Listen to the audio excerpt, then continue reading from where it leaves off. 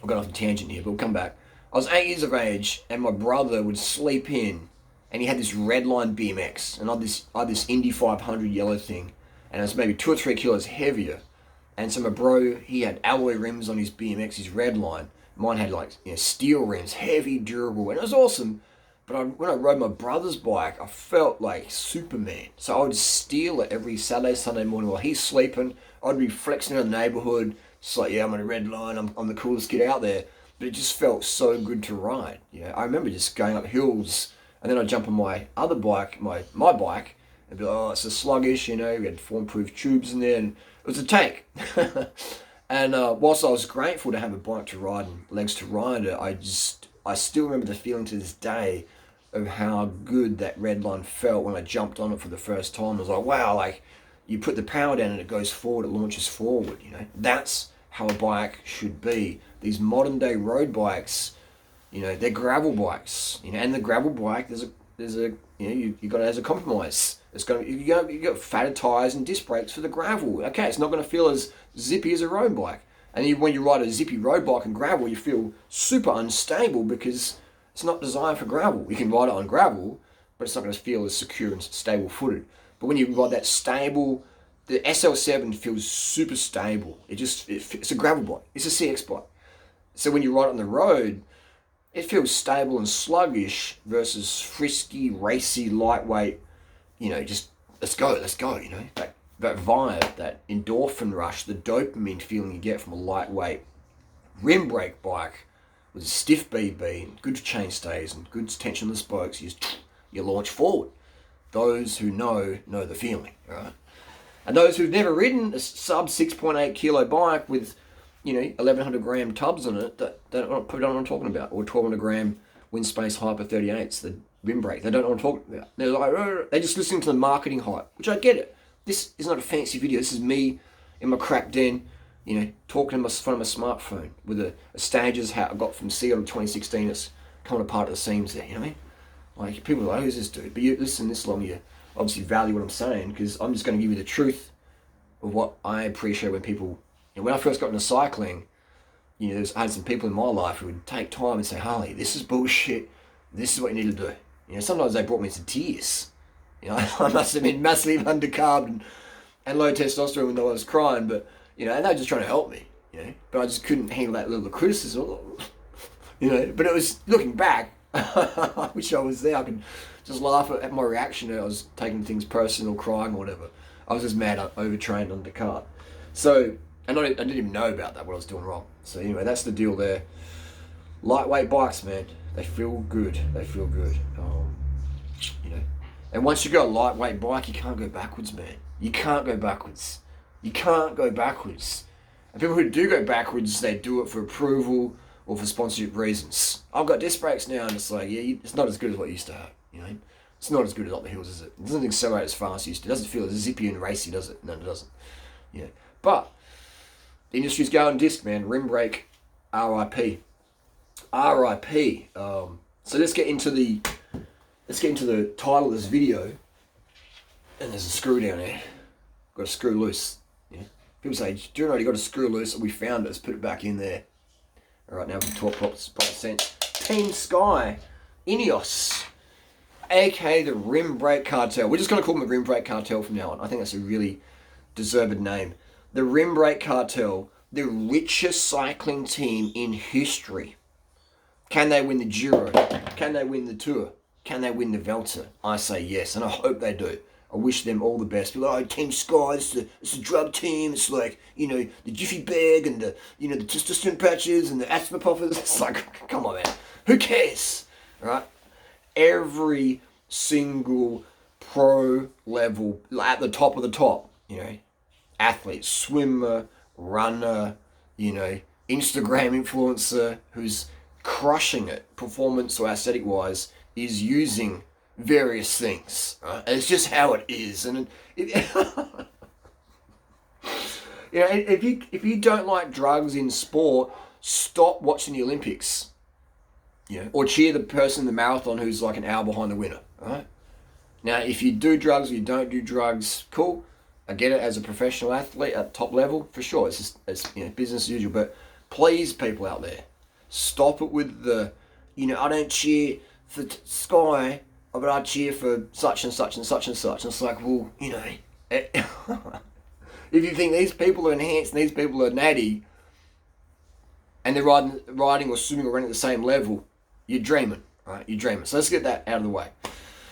But I like what Team Sky represents with the, the cadence, the marginal gains. They're like, what's the best wheels out there? Let's use those. What's the best brakes out there for pro cycling? Let's use those. What's the best groups out there? Let's use those. And DR2 Durace, man, it works so well. Bang, bang, bang.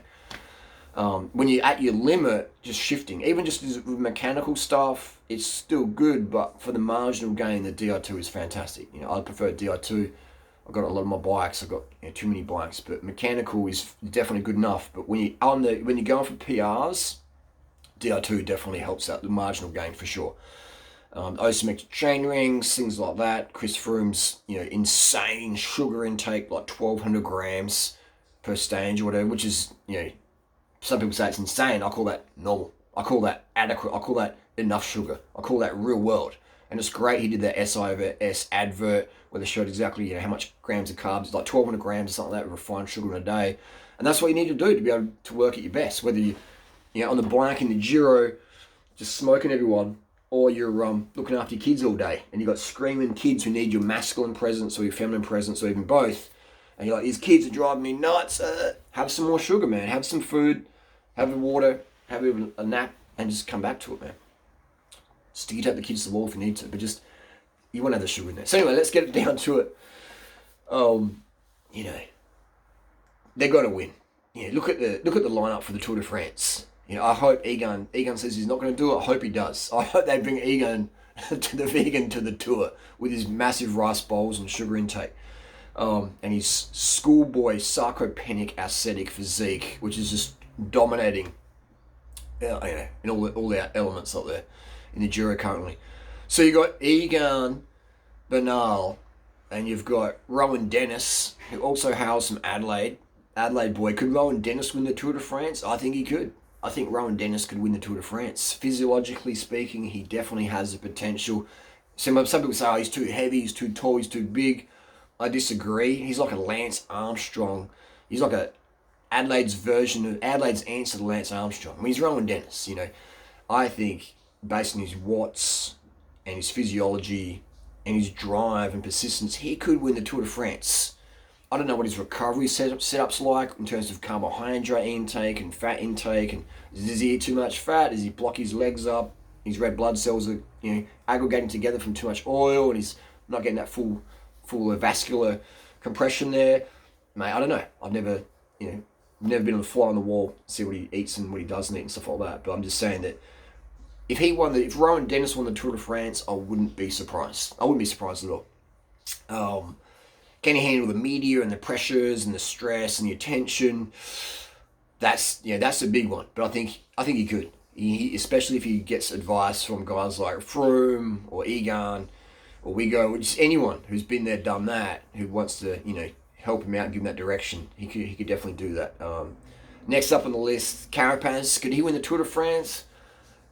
Maybe. I'd say he's more of a climber, and he suits probably like the Vuelta or the Giro, the steeper climbs like that, like Zonlacan and things like that. But he could. But I would probably put Rowan Dennis before him.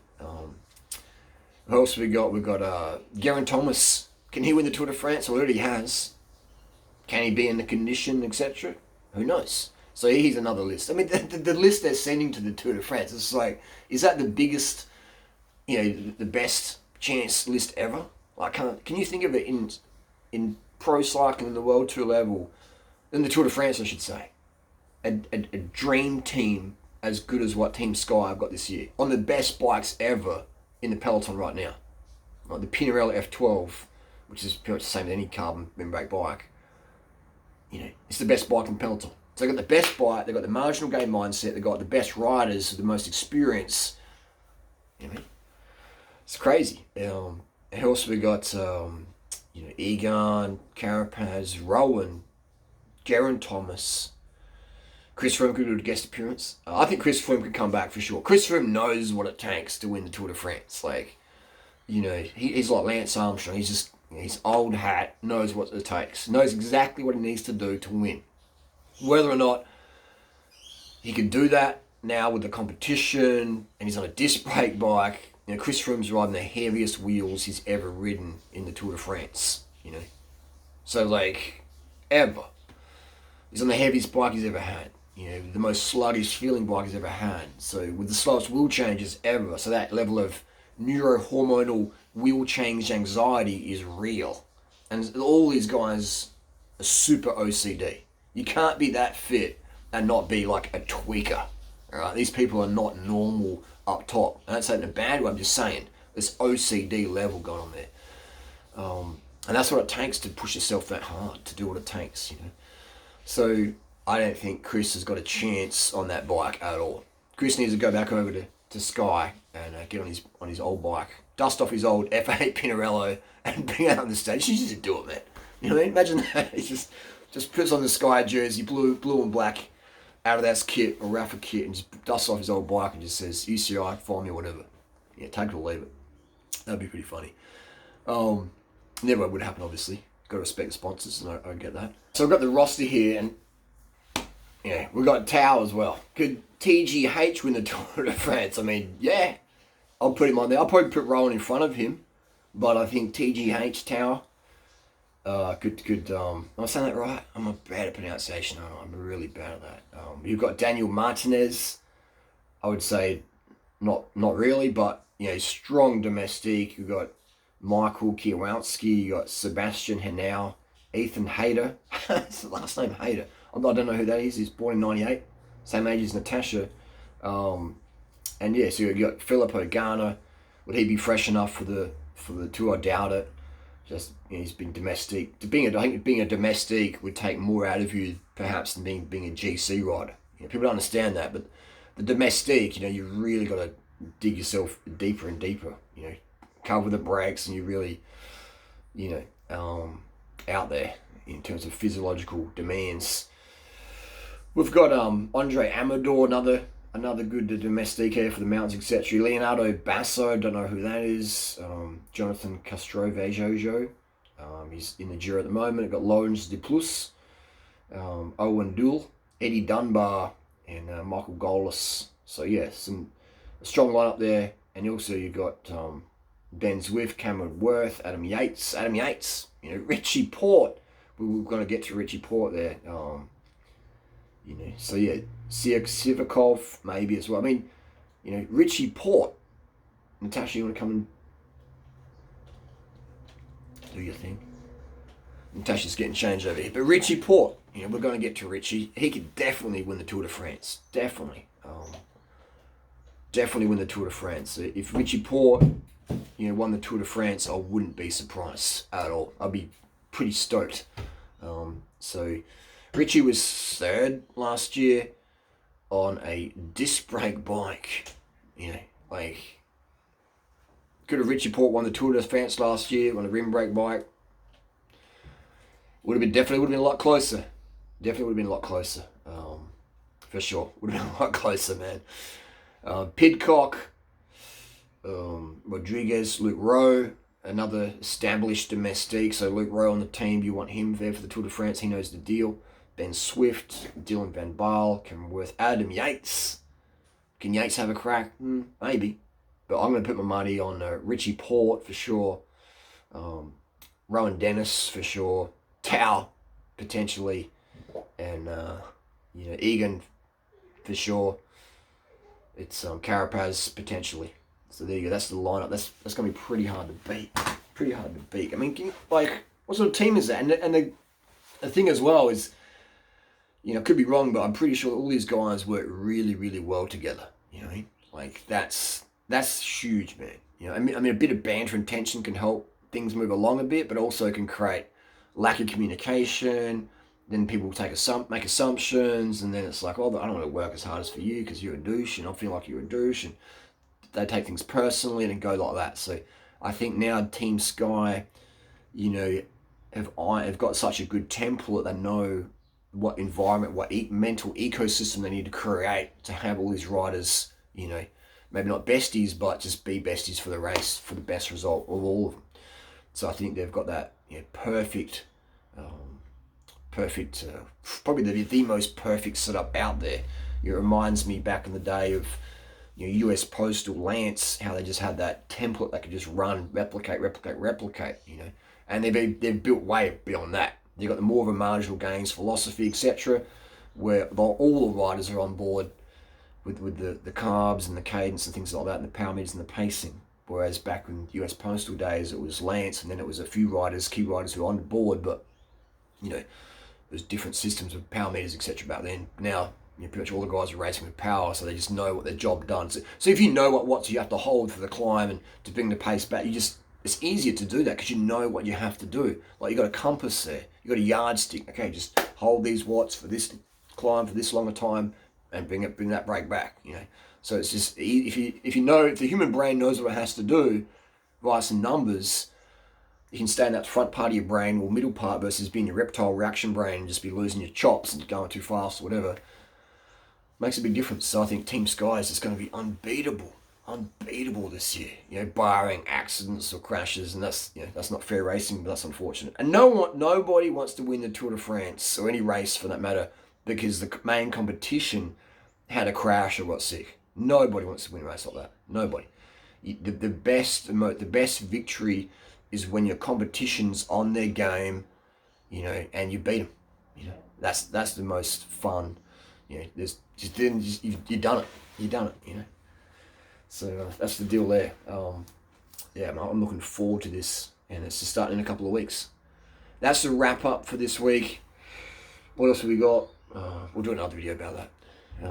But yeah, Team Sky, mate, Ineos, the rim brake cartel, they're gonna crush it, man, and I hope they do. I think as well, I'll add in, Egan isn't, in my opinion, from looking at his face and his parasympathetic nervous features, how he personifies them on his face and his skin flush and his skin tone, he's not even going close to the red zone in the Giro. He just looks so fresh. His parasympathetic nervous system looks so youthful. Compare that to last year in the Tour de France, about the day before he pulled out from back injury. After the stage, he just looked drained. His parasympathetic nervous system looked like in the coffin. And I looked at him, I was like, man, he can't finish this tour. He cannot finish this tour. And the next day, or 2 days later, he pulls out. So there's just, the face is everything. Not so much your morning face, but generally after the stage face. Morning face, you had a bit of salt, aldosterone levels were out of place, or just had some allergies or whatever. Morning face doesn't matter. So when you look in the mirror in the morning, you see the moon face looking back at you. It doesn't really matter. What matters is your post-race face. How does your face look like post-race? And if it looks like it's been munched up, then you're not having a good time parasympathetic nervous system-wise. So you see Richie Port, he has a good parasympathetic nervous system face. He always looks a contender. He looks very youthful and glowy and dewy. You get a dewy look, like Egan looks very dewy. I remember that time in 2006, was it? Or was it 2003? No, 2006, even Basso won the Giro by like 9 minutes. Remember how dewy his face looked? And look at Remco right now. He normally looks very dewy and youthful, and now he looks haggard and worn and weathered. Because that's normal for stage racing. It is, but not when you're like 21 or how old is he? This is 15. Like that young and looking that stressed out. That means he hasn't had a good time. And neither would I if I had to ride a CX bike every day up and down the mountains.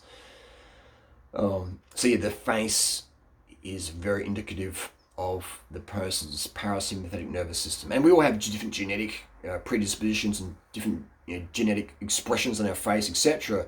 But the great thing with TV and YouTube and stuff is you can look back at someone's face or whatever.